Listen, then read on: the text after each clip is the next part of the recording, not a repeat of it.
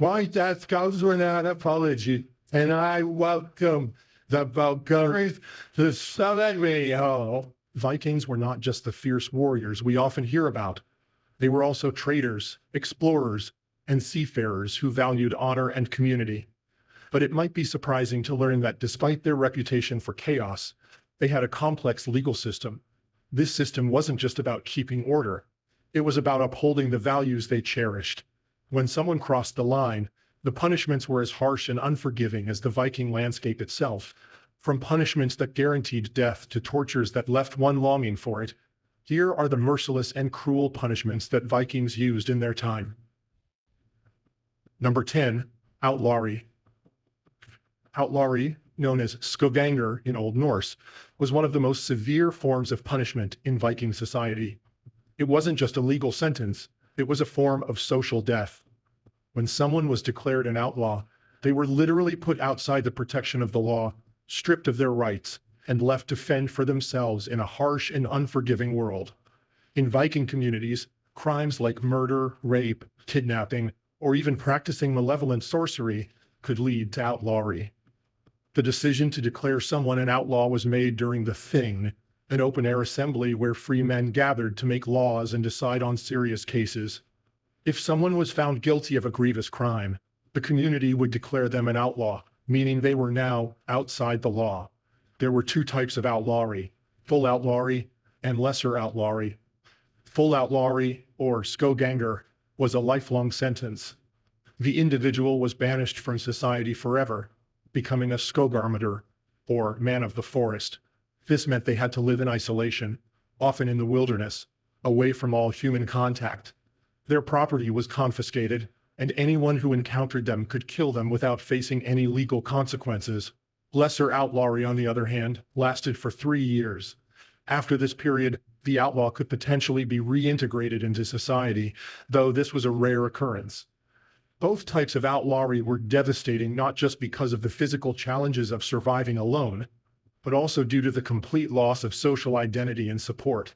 In Viking culture, being part of a family or a community was everything. To be cut off from this network was a fate worse than death for many. Outlawry also had deep cultural implications.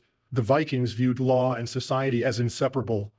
The phrase var lug, meaning our law, was often used to refer to society itself.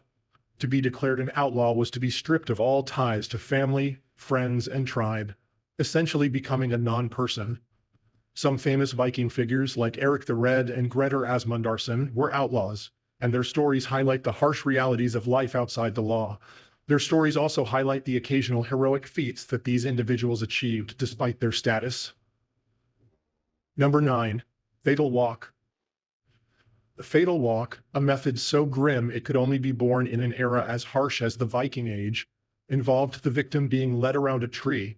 But this wasn't a simple march. It began with the victim's abdomen being sliced open, exposing their intestines. From there, a length of intestine was pulled out and affixed to the base of a tree.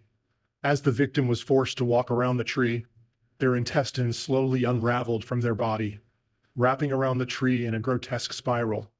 Death was inevitable but excruciatingly slow, with the victim remaining conscious and aware as their life was literally unwound. One of the most famous accounts of the fatal walk comes from the Njal saga. In this saga, a Viking mercenary named Brewer faced the fatal walk after betraying the Irish High King Brian Boru. As Brewer walked, his intestines uncoiled from his body, wrapping around the tree until he collapsed from shock and blood loss. This horrific execution was carried out by Wolf the Quarrelsome, Brian Boru's avenger, ensuring Brewer's betrayal was repaid with unparalleled cruelty. But Brewer wasn't the only one to meet such a grisly end. In another tale, found in Ormsdattr Storolfssonar, a character named Asbjorn was subjected to the fatal walk after an unfortunate encounter with a troll named Brusi. Brusi, proving that the Vikings' foes could be as terrifying as the Vikings themselves, sliced open Asbjorn's belly, tied his intestines to an iron column, and forced him to walk around it.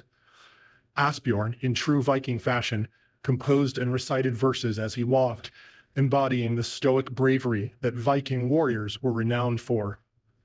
The fatal walk wasn't just a method of execution, it was a performance of power and pain. meant to instill fear in all who witnessed or heard of it. The victim's survivability was minimal. The sheer physical trauma, combined with the psychological torment, made this one of the most dreaded forms of Viking punishment.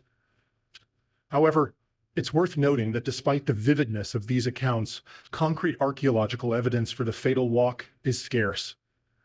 Much of what we know comes from sagas, which were as much about storytelling as they were about recording history. Interestingly, similar forms of disembowelment appear in other medieval literature, often as a motif for saintly suffering or divine punishment. This suggests that the fatal walk might have been more than just a method of Viking punishment. It could also have been influenced by the broader European narrative of suffering and penance. The Vikings, known for adopting and adapting elements from other cultures, might have incorporated this gruesome practice into their own repertoire of punishments. Number 8. Blood Eagle. When it comes to Viking lore, few rituals evoke as much dread as the Blood Eagle. The Blood Eagle wasn't just an execution, it was a spectacle, a ritualized display of vengeance and honor. The victim, often a captured enemy or a traitor, would be bound face down, with their hands and legs securely tied to prevent any movement. Then, in a horrifying sequence, the executioner would begin by carving an eagle-shaped incision into the victim's back, a symbol both poetic and terrifying. The process didn't end there. The next step was far more gruesome. Using a sharp axe, the executioner would sever the ribs from the spine one by one, pulling them outward to create the impression of wings. But the true horror lay in what came next. The victim's lungs were then pulled out through the open wound and draped over these wings. This creates the illusion of a bird preparing to take flight. It's said that the victim remained alive, conscious, and fully aware throughout much of this ordeal, though death inevitably followed due to blood loss, shock, or suffocation. But why such a brutal method? The Blood Eagle was not merely about killing, it was about sending a message. The Vikings believed that this ritual honored Odin, the god of war, while simultaneously marking the victim as dishonorable, beyond redemption. It was a fate reserved for those who had committed heinous acts, such as betrayal or murder, particularly against one's family. I think I'll go to the carpenter. And guess what? So we buy it. For instance, the infamous Ivar the Boneless reportedly used the Blood Eagle on King Aella of Northumbria, avenging his father Ragnar Lothbrok's death. Vi fattar denna gorken silva.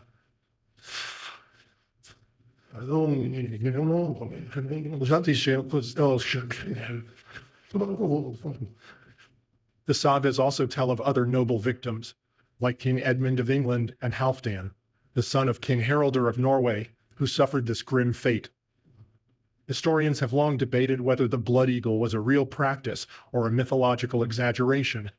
Some argue that the vivid descriptions found in the sagas were likely exaggerated or even entirely fictional. Others suggest that, while the ritual may have been rare, it was indeed possible, given the Vikings' known propensity for dramatic displays of power. Recent studies have even examined the anatomical feasibility of the Blood Eagle, revealing that while it would be excruciating, it could theoretically have been carried out. Number 7. Tarring and feathering. Tarring and feathering was a punishment used by Vikings for those who committed crimes during trading missions. It wasn't a simple reprimand, but a humiliating ordeal meant to mark the offender as untrustworthy and bring shame upon them. This punishment involved covering the person in hot tar and then applying feathers to their body, creating a humiliating and painful spectacle. In the Viking Age, trading was a critical part of life.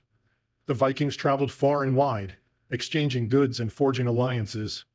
Trust was essential, and any breach of this trust, such as theft or betrayal during these missions, was met with severe consequences. The local thing, or assembly, often decided the fate of those who committed these crimes. Tarring and feathering became one of the methods used to enforce justice. The process began by heating the tar, which was usually made from pine resin. Once the tar was boiling, the offender would be stripped to the waist, and the hot tar was